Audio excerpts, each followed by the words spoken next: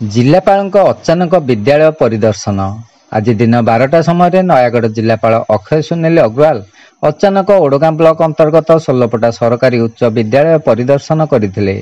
प्रथमे तृतीय श्रेणी प्रवेश कर छात्र छात्री मानक जोग वियोग और गुणन संबंधी सरल प्रश्न मान पचारिथिले एवं सेमानकठारु सठिक उत्तर पाई खुशी व्यक्त करथिले।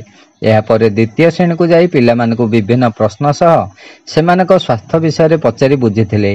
द्वितीय श्रेणीर जड़े छात्री जातीय संगीत सठिक गान करिथिबारु जिलापाल श्री अग्रवाल अत्यंत खुशी व्यक्त करथिले। परे परे शिक्षक शिक्षयित्री मानक सहित शिक्षार विभिन्न दिग उपरे आलोचना करथिले। यह पर दशम श्रेणी को जाई ई लाइब्रेरी कंप्यूटर शिक्षा उपरे विभिन्न प्रश्न पिलामानकु पचारिथिले। पिलामानकु रसायन विज्ञान पदार्थ विज्ञान गणित और इंग्राजी व्याकरण विषय विभिन्न प्रश्न पचारिया सह स्मार्ट बोर्ड रे बुझाइथिले। यह पर नयागढ़ ब्लॉक अंतर्गत माछीपड़ा चंद्रशेखर उच्च प्राथमिक विद्यालय परिदर्शन करथिले।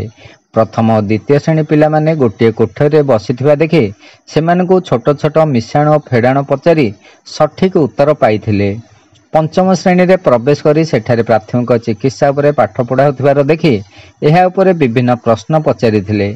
पिलामानकर साधारण ज्ञान परीक्षा करियाकु जाई आम राज्यर मुख्यमंत्री देशर प्रधानमंत्री जातिर जनक देशर राष्ट्रपति नाम पिलामानकु पचारिथिले। एहार सठिक उत्तर पाई जिलापाल पिलामानक उपरे खुशी होइथिले। पर पर पिलामानकु दिया जाउथबा मध्याह्न भोजन तदारख करथिले।